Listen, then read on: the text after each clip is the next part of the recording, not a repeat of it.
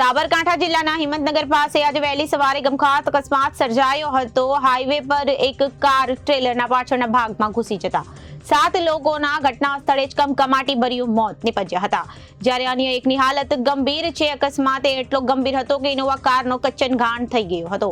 હિંમતનગરમાં સહકારી જીન નજીક આવેલી વહેલી સવારે અકસ્માત સર્જાયો હતો, જ્યાં શામળાજી તરફથી અમદાવાદ આવતી કાર ધડાકાભેર એક ટ્રેલરને પાછળના ભાગમાં ઘૂસી ગઈ હતી, જેના લીધે હાઈવે પર અફરાતફરીનો માહોલ સર્જાયો હતો।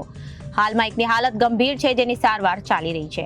ઘટનાની જાણ થતાં જ હિંમતનગર પોલીસનો કાફલો ઘટના સ્થળે ધસી આવ્યો હતો, જો કે તમામ મૃતકો પણ અમદાવાદના જ રહેવાસી હોવાનું કબૂલ્યું છે।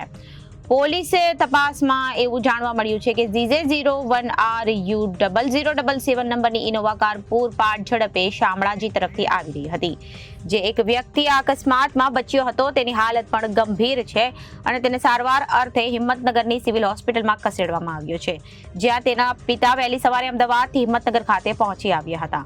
ડીવાયએસપી AK પટેલે અકસ્માત અંગે માહિતી આપતા જણાવ્યું હતું કે સવારે શામળાજીથી હિંમતનગર આવતા રોડ પર ઇનોવા કાર અને ટ્રેલર વચ્ચે અકસ્માત સર્જાયો હતો। ઇનોવા પાછળથી ટ્રેલરમાં ઘૂસી ગઈ હતી અને શામળાજીથી હિંમતનગર આવતા રોડ પર સવારે ઇનોવા અને ટ્રેલર વચ્ચે ગંભીર અકસ્માત સર્જાયો હતો। ઇનોવામાં જે 8 લોકો સવાર હતા, તેમાંથી 7 લોકોના મોત નીપજ્યા છે, જ્યારે એક વ્યક્તિ ગંભીર રીતે ઘાયલ થતા તેને સારવાર માટે હોસ્પિટલ ખસેડવામાં આવ્યો છે।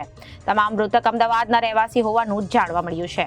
डिस्ट्रिक्ट में शामलाजी से हिम्मतनगर वाला जो नेशनल हाईवे है उस पर आज सुबह इनोवा कार एक ट्रक के पीछे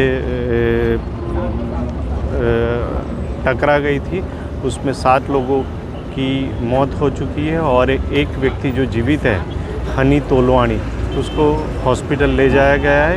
अभी पुलिस और मेडिकल टीम कार्यवाही कर रही है अपनी।